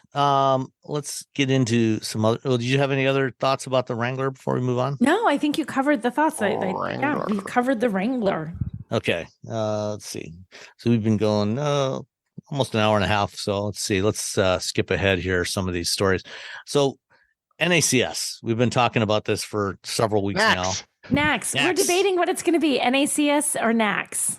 Formerly known as the Tesla charging connector. That's too many words. So the dominoes keep falling. This week, Volvo and Polestar both announced that they're going to switch over to NACS in 2025, joining GM, Ford, and Rivian, and very likely in the not too distant future, most of the rest of the industry. So you're going to have a smaller, easier to use connector, charging connector on your Volvos and Polestars going forward. And then SAE, the Society of Automotive Engineers, which developed the standard, that became CCS, and they do all kinds of industry standards among other things that they do, has announced that they were going to pull NACS into the EV charging standard. And so they're going to standardize things like how the security is handled, the certificate handling when you hook up to a charger. It's got to exchange security certificates and things like that to try to make sure that you don't get hacked when you plug in your car. All kinds of little things like little details. Yeah. So SAE is going to do that, And then finally, yesterday, as we record this, we got a press release from Electrify America. Yes, I saw that one. Dun, dun, dun. EA is going to start adding NACS connectors to their chargers by 2025. So probably starting sometime next year, they'll start rolling them out. They haven't given specific details yet, but that's a good step. But they still have to work on the reliability. I was just gonna say, even if you have the charger, if I still can't get any actual juice from the charger, I don't care what the connector is. I would like it to operate. Can we work on that? Work on that? So hopefully they can do both at the same time. Yeah, they're like, EA's gonna do it. They're like, that's great. But I feel like that's like just one step closer to Volkswagen, because EA is part of Volkswagen. That's just one step closer to Volkswagen being like, fine. Because Pablo DC was like, no, at the oh god, what was ID it? Buzz. ID Buzz unveil in Huntington Beach, California. He was like, no, that's not going to happen. We're not going to do that. Like that's silliness. It's going to happen. Hyundai is allegedly already talking to Tesla, so Hyundai's going to be moving over to it. This is just time. No one's not going to do this. Everyone's going to do it. It's just like, okay, how are we going to do it? How are you going to do it? How are they going to implement it? I still predict by the end of the year, everybody will make the change. Yeah, that sounds like a good prediction to me.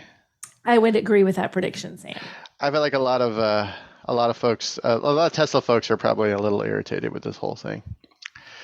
Yeah, because, I wrote, I don't know, a long time ago that Tesla should open up its charging network to other cars. And I gave them all these reasons, including making money. And I got a lot of Tesla people very angry at me about that article. I think everybody worries about sandbox. once you open it up, everyone's gonna be here, and then we're no longer gonna be able to charge. But I mean, yes or no? Tesla. I pull in the parking lots just randomly, and there's a bunch of Tesla charging stations. And I'm like, oh, all right. And there's a couple Teslas. Sometimes you'll find one. There's like a billion Teslas there, but sometimes you'll just pull into one. There's like 3 Teslas and we have a couple around us. Where it's like there have to be up close to 15 charging stations, and I think the most I've ever seen at any one of these in our area is 5 or 6 Teslas, and it's on a weekend something like this, where it's the 4th of July and a lot of people are traveling. Then suddenly they're a little bit more used, but it's still never and I know there were issues. There was someplace they showed people waiting in line to charge once at Tesla Superchargers during some of the more popular ones in California, which I feel like that's already a problem. And it is. Then okay, that's a ripe spot to just add more, right? It's still a little bit of figuring out the. I remember doing the original, not original, but when I was reviewing the Model X and the Model S, there were charging there weren't a lot of as many charging stations, and I remember waiting in line with the X to charge. And now, there wasn't any, there were no chargers in the city of San Francisco. I had to drive down to, I think, Brisbane or San Mateo or somewhere down there or to charge. And now there's a ton of, EA stations near me, or a ton of charging stations, but there's all way more Tesla stations near me. Right. Again, we're silly with charging stations up here. And the Tesla ones are just sort of everywhere. So it's just time. It'll happen, It's time. And all these vehicles aren't all getting boom overnight, the NACS charging capability. So as that rolls out, I'm betting things will roll out to balance it at least a little bit. We'll see. Yeah, we'll see. Yep. It is a guess, but all right. Our friends at Lordstown Motors, I think boondoggle. It's they're running out of time. This week they announced that they were filing for Chapter 11 bankruptcy and suing Foxconn for breach of contract. Not Lords. What? I thought they were going to make it. Well, they did build 31 trucks. They built 31. I mean, 31's a lot of trucks. That's a lot of trucks. 31. I mean, have you ever built 31 trucks? I haven't built 31 anything ever. Well, so there you go. So they were clearly a success. Yeah. So they built 31. I just I just remember feeling like this is a boondoggle from the top to bottom, just based on their business and their former business and just how everything was sort of done. And I'm just like, this is not something you want to be part of. they're trying to sell it. I'm just looking at this article. They're trying to sell the Endurance, the rights to They're trying to sell is, the assets in their it can IP. serve as a springboard for But the the right IP OEM. is owned by Workhorse. I know. That's the again, it's an entirely crazy boondoggle. It's like what is their IP versus like say like Lucid, which recently gotten, they're doing a deal with Aston Martin to sell Aston Martin essentially Right. their tiny but powerful motors. And Yeah. And they're like, batteries and okay, power and electronics. batteries, yeah. This is like, Wonderbox. oh, that's a good deal because Aston Martin shouldn't have to build all this. Lucid has this really great efficient system. I mean, it's bad news for Mercedes, who was selling Aston Martin engines, but that's such a teeny itty bitty nothing of Mercedes Benz's overall business that they're like, oh, that happened. Oh no! I guess for lunch we don't have fancy ketchup now. Mm-hmm. We're gonna go with the Heinz this week. We're going with Heinz this week, or whatever the German equivalent of Heinz. So I mean that makes sense, but like, why would you buy anything that Lordstown would make? I mean, they've got those hub motors, which they actually didn't design. Right. Yeah. I can't imagine there's anything that anyone would want to buy in terms of Lordstown's assets or I don't IP. see it. I mean, I know they have to sell it as a part of the Chapter 11, but I just don't see where anybody would. Who's gonna buy? Maybe there's probably something, maybe a little itty bitty thing someone can buy like at a bargain basement price. But I mean, Rivian. You should buy it and see if you can wheels. buy 31 build 31. I can build 31 cars. I'm gonna buy it and build just one. Just one.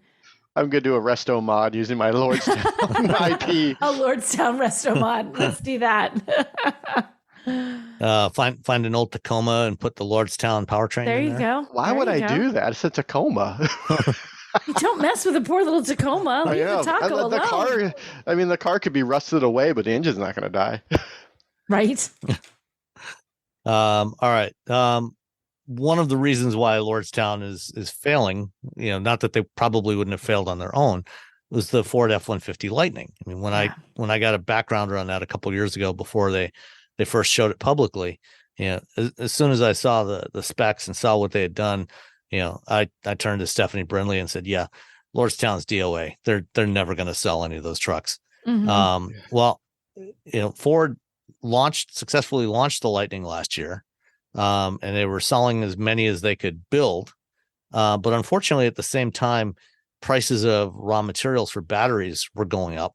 And so Ford has been multiple times over the last year, they've jacked up the price of the Lightning. And now that is apparently turning away some customers because that $40,000 Lightning Pro that you could get when they launched, that's now $60,000. Holy bejesus, that's a big difference. Yeah. And so I guess they're getting a lot of order cancellations, But you wonder though, is the number of order cancellations gonna because everybody wanted it and some people are like, well, I just don't have to wait for it. If they're like, oh, well, now a bunch of people canceled, I can step right up in there and get one. Yeah. Even if it's more. I suspect that will be the case. And, I'm guessing that this fall when the 2024 models start to be built or later in the year, I guess, because I guess they said early 2024, they would change the battery in the base Lightning Pro and switch to a lithium iron phosphate battery, which is going to be cheaper than. Yeah. Meanwhile, the Mach-E is going down in price because it's using that lithium phosphate. Yeah. So starting early in the new year, I expect the base price of the Lightning it might not get back down to $40,000. But it probably will go down quite a bit back. Yeah. When they get those LFP batteries. And so, a lot of the customers that were reconsidering will say, okay, yeah, let's do this. And plus, the price of the other materials has declined over the past year since they had the price spike last year. So they'll be fine. They'll be fine. It'll even out. It's a Ford F-150, so someone's going to buy it. Right. There's It's not going to a bunch of crazy tax incentive for body on frame vehicles, and even if it's electric, even though they don't get the IRA, because some of them are too expensive still. People love their big trucks. Well, they'll lease them, and or you can get the lease. Yeah. You get the lease, and then that's all. Yeah. I don't feel bad for Ford. No, they'll be I don't fine. think anyone does. Yeah. I think they're going to be fine. Okay. They're going to be like, oh no, some people. Oh nope, someone else picked up the reservation. He canceled. He bought. Okay. Net zero. Yeah. Also this week, GM Energy announced the launch of Ultium Home products. So just as Ford did with the Lightning with their bidirectional charging, the Silverado will also have this capability. And so they've got a couple of different bundles that they're going to be offering. They've got the Ultium Home V2H bundle, vehicle to home bundle, that is basically like the kit that you can get from Ford and Sunrun that has a bidirectional 19 kilowatt charger and what they call the V2H enablement kit, which is the smart inverter that they get from Sunrun. GM's partnering with SunPower to do theirs. So it's got a transfer switch, an inverter, and it also has what they call a dark start battery, so that it can do all this stuff, power up, and switch everything over even when your power's off. So there's a battery that's part of that, part of the inverter. And then there's also the home energy system, which adds in a GM power bank, which is kind of the equivalent of a Tesla Powerwall, a storage battery to mount in your garage, in two sizes of 10.6 kilowatt hours or 17.7 kilowatt hours. This stuff will be available starting later in the year. But right now, GM is not saying how much any of this is going to cost. So it's a mystery. So don't expect it to be cheap. Those battery packs are so expensive when you can just use your car. Yeah. I mean, there's times like, oh, my car's not here, but so many vehicles are on the road that actually do, that more and more cars coming on that do bidirectional. Mm-hmm. So if you have two EVs, if one's off at work, the other one will be home. Well, the battery pack is more, system is intended more for if you also have solar at home. Yeah, but you could. So I have a friend who he set up his he's a smart guy. Before we start, just so you know. Like you clarify, he set up his solar. He has a Kona EV, and he set up his solar system with like an Arduino or something. And it's people who are much smarter than me are my friends, so that every time the amount of electricity that is generated by a solar exceeds how much electricity they're using in the house, it sends the extra electricity to his Kona. Oh, okay. So he's been charging his Kona for free the entire time. So he's gotten essentially free, like driving with his Kona the whole time. And I'm just sitting there and I'm like, oh man, I gotta get this set. I gotta get this over to my house. Solar-powered Kona. Yeah. That's kind of cool. Because he had this long extension cord that went out to the street, and I was like, dude, And then he's just like, once he started going into like, oh yeah, no, but they're rated for 60 amps. I'm like, oh okay, you're fine. You know what you're doing. So I was afraid to went to Home Depot and got like just a regular extension cord to run it out there. To run it out to his Kona. I'm like, we just had a thing on this podcast I'm on. He's like, oh no, it's a blah blah. I'm like, oh okay, you know. He had a big fat extension cord. Yeah, he had a big fat extension cord. He has a whole system set up. Okay. All right.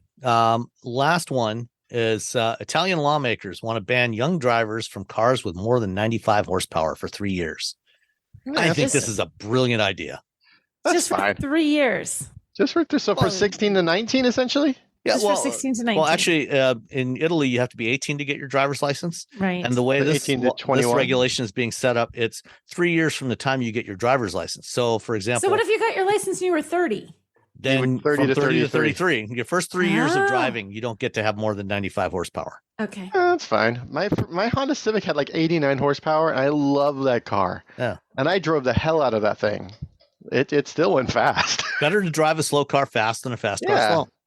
I guess the only stinker that would be is if it wasn't, you're a teen driver and you're using your parents' car. If your parents have a car that's more than that, oh yeah, you'd be stuck. So for your kid to be able to drive, you either have to have personally owned a really low horsepower car, or you got to buy your car a new one, or buy that. Like, if that's the only thing I can see being like, well, keep in mind in Europe, and particularly in Italy, smaller cars with small low power engines are a thing because fuel is expensive.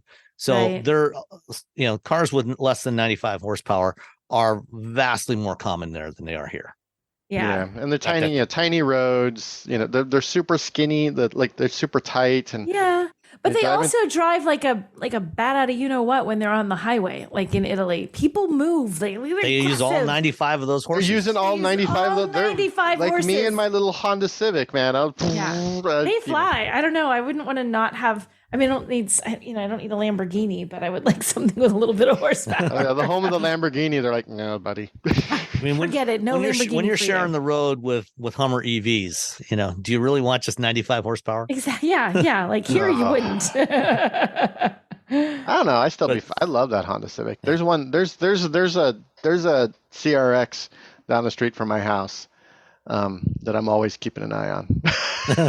Just waiting on it. But considering that something like a quarter of all traffic fatalities are involve drivers under the age of 25, I think that this is actually a really good thing, and I would not be opposed to raising the age to get a driver's license here to 18, as it is in most countries in Europe. I think some people, like a lot of from what I hear from the kids, from people who have access to children, a lot of it are like, they just don't care about getting their driver's license. They're young. As they get older, they're like, oh yeah, now I need a driver's license. When they're young, they're like, I mean, our younger kid didn't get a license till she was 20. So he wasn't even interested in learning to drive until the age of 20. Our older one, 14 years and 9 months, like the day she was eligible to go get her learner's permit, she was there. And so it's different, for everybody. But yeah, increasingly, young. But even if you wait to get your driver's license, just those first couple of years, the lack of experience you have makes a huge difference. And so I think something like this makes a lot of sense. Yeah, we'll see. All right. We got a couple of listener emails and questions. So you want to start with the one from Sid, Nicole? Yes, I'll assist. I'm taking You're the gonna red. do a précis of this. I'm taking a red pen to Sid Polk's thing because it's very, very long, and I feel like it's gonna. So basically, he said he had a problem with his Chrysler PHEV, and they didn't have any answers. He ended up getting a loaner because he had to take this big drive for his road trip to Texas for his kids' college. That his mother-in-law visited for a while, and somebody plowed into her car. Now the Chrysler dealership has replaced the carpet that was loose, and he can't put the third row seats up. And that he would have to pay $1,100 because of the number of miles and the warranty expired.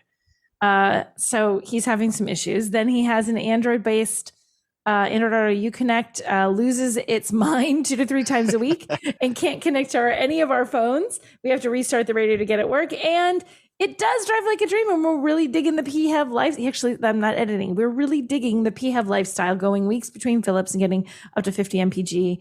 When the radio does work, the quality is amazing. Still frosted about not being able to tow anything. I can honestly say that I love the car. So I guess that's a one in the plus column for the Chrysler Pacifica PHEV. Even though he's had some issues, overall he loves it, which would have to be pretty good because he has some funky issues there. Yeah, the fact that they messed up his carpet and then they're like, we're not going to like how? Yeah, no, you broke it. Again, I'm just going to go back to dealerships, man. Dealerships, man. Dealerships. And also, he's a jazz musician and a classical musician, so he's gonna audio quality's gonna matter. It really matters for him. So for him to say it's good, that's actually a high that's high praise. That's how much the car has to be. How good the car has to be for the thing that you love. You can't do in your car, and you still like the car. So and you still like the car. Yay, but Chrysler, boo, dealership. It sounds like he's out of warranty for his radio, so that's a big bummer. Well, that's the Uconnect 5 system with Android and based on Android Automotive. That's an odd one because I've driven a bunch of Stellantis vehicles with that system and never had an issue like that. It sounds like a weird, not that it happens at 30,000 miles. It happens at 33,000 miles. Oh, well, there's the problem, I guess. Yeah. I've never driven one that long. Right. So, maybe, it might just need like a hard reset or something, or maybe reflashing the software in that thing, to fix it. Sounds like there's some kind of software bug, or it might be a bad connection somewhere too. It might be a loose ground or something. Which is a much harder thing to find. But all right, thanks for sending that in, Sid. Thanks, Sid. Sorry about your car. This sucks. The radio thing, man, I don't know how you deal with that. That would drive me nuts. I listen to music nonstop. That's all I do in the car. Yeah, that would make the fact me that I couldn't control what I was listening to would drive me bonkers. And it's not like, on most of these modern vehicles, you can just go in and replace it with an aftermarket unit because you can't. Yeah, they're not really built like that. You go to Crutchfield. Maybe they got a solution. Oh my gosh. Crutchfield. Remember Crutchfield? Oh yeah. Go to Crutchfield. Put something in on Crutchfield. See if they have a solution. They might have something. Yeah. All right. Jimmy Klosowski. Yeah, Jimmy Klosowski. I love that name, by the way, Jimmy. Jimmy Klosowski. Wrote in, said, just a suggestion, since the U.S. 90% still buy ICE cars, why the EV reviews take a majority of your reviews. Personally, I got rid of mine 8 years ago, since it's hard to find chargers outside of my home. So I'm assuming that, if he got rid of his 8 years ago, then he was probably driving like an old Nissan Leaf or something. Question the non-emissions, since it takes years to become energy efficient, since biomass fuels are renewable, but take down forests. Again, my opinion, but again, the U.S. is large majority ICE. Toyota slowed down production to Prius and 1 to 2 EVs. Well, first of all, we review a lot of EVs because that's what's available. Manufacturers are launching a lot of new EVs. They're not launching nearly as many new internal combustion vehicles. So, these are what's coming to market. So this is what we get to review. Yeah. As far as, the emissions. 8 years ago for EVs, I remember reviewing EVs 8 years ago. And yeah, it was a huge pain in the ass finding charging. Now, 8 years is a long time. It's not perfect. It's not great, but it's way better. Like 8 years, totally different now. Yeah, totally different. Yeah. All right. The last one. One more thing about for Jimmy. Also, I write for a lot of tech sites, and tech sites don't care about ICE cars anymore. So that's why I do a lot of a lot of EV reviews. So that's another reason. For me, like most of my reviews are EVs, just because that's what people want. And for car sites, I've talked to some people who run car sites. Their traffic, which is something that they have to look at in order to stay in business, a majority of it is for EVs. EVs do really, really well because people are way more interested in reading about EV reviews for some sites than they are ICE cars. And that goes from site to site. I mean, Car and Driver's probably likely still more very ICE centric because it's an enthusiast site. But other sites are, that's so that's like they said, things are changing. Yep. All right. Finally, Moss Superum from Discord says, it would be interesting to hear what a day in the life of a vehicle test drive is like for an automotive journalist, just to understand the work you guys put into reviewing the vehicle for 2+ publications and podcasts week after week. Any funny things that you end up having to think about when the vehicle becomes your daily driver for a week or more at a time? Will my kid wash the inside of this Bentley? I have to take a cat to the vet in this Lambo. Robbie's accident in the Ford made me think about all the logistics that you all must have to contend with just to keep us informed with your pens and your keyboards active. Okay, can I just tell you, when my girls were little, my older daughter was prone to getting car sick, and every night she's like, I don't feel it. I'm like, so help me, if you throw up in this press vehicle, don't you even think about it. I was like, don't you dare, don't do it. That was my biggest worry, one of my kids is going to throw up in one of those cars. They never did. They made it through all that time and didn't. But you do have to sometimes plan your life a little bit, or, like the week you get a Miata is the week that you have 10 people in town and you're like, well, I'm not going to be driving this so much because it's I'll see y'all later. Yeah. Bye. Yeah. So that definitely logistically, sometimes the car that comes does not work for the needs that you have at the moment. Yeah, that's probably my biggest challenge. And where I don't know what car I'm getting week to week and can't schedule my cars, they just show up, surprise. It can be a challenge for me. For me, occasionally I would be like, oh, I got to go drive that car, which is like, it's not something you should be, as a car journalist, you should be excited about every car you get, because every car there's a market for every car. There's a buyer for every car. But sometimes I would just, you got 1,000 things going on in your life. And now I have to spend hours and hours of not writing and I have to drive. And when I'm driving a press car, I'm highly keen of what's going on with the vehicle. Like, what's Yeah. this doing? How's this turn? How's the radio work? Is it easy to touch these buttons? What's the latency? What's braking like? What's the chassis feel like? What's the acceleration like for a vehicle of this size or in this market? And, you're all trying to like figure that out while trying to determine whether or not it's a good value for the price. And so all these things are running through your head while you're driving the vehicle. Whereas if I rent a car, that's like the greatest feeling. That's the greatest feeling in the world because I don't have to do anything. I don't have to think about like, oh, how does this drive? What's the third row like? What's the, how are these seats? I just drive in the car, having a good time. It's so nice to have one that doesn't matter. Like, because it's true. Because sometimes when we go places, if we're gone for a long time, you can get press vehicles all around the country. And if I know I'm going to be someplace for enough days that I can really drive a car, I will ask the local fleet manager for like, can I get a vehicle out? And it's great. But then like, because sometimes there's stuff you can't get at home, but you can get in California. You can get in other places. So it can get you into cars that you might not be able to get in your home market, which is great. But then I'm also like, there were times where I'm like, everybody out of the car. I got to check some stuff. You go sit and do your thing. I gotta drive this, or I gotta do this, or get out. I gotta see how these seats work. There is pressing all the buttons or like this button. Playing with everything. And and I have a drive route at home, like certain roads that I go down with every car. I have a side route that goes through twisting roads. I have a section of highway that I go through. I have like this really big swooping off ramp that, you can take at speed that lets you tell certain things about the car. And I try to take every vehicle on those routes because it lets you have some kind of even comparison. So when I have a minivan and a minivan, I compared them both on the same thing, not like one on the highway and one on some back road. So you have to plan a little bit. You do have to plan a little bit to have time to do it. Yeah. And I think all of us work from home. We all work remotely. And, in my case, for my job, frequently, I have multiple times a week when I have to go to meetings or briefings, with a company. So a big part of what I try to do is use the vehicle the way a typical consumer would use it. So I'm driving to the grocery store, driving to meetings, excuse me. And, oftentimes here in the Detroit area, I live west of Detroit, outside of Ann Arbor.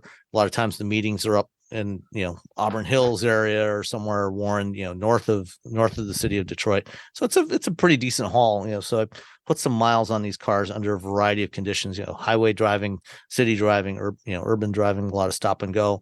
And depending on the type of vehicle it is, if I've got a truck, I will usually try to use that. You gotta do truck things. To do truck things, to get some mulch, go out to the township compost site and, pick up some compost for the garden, things like that.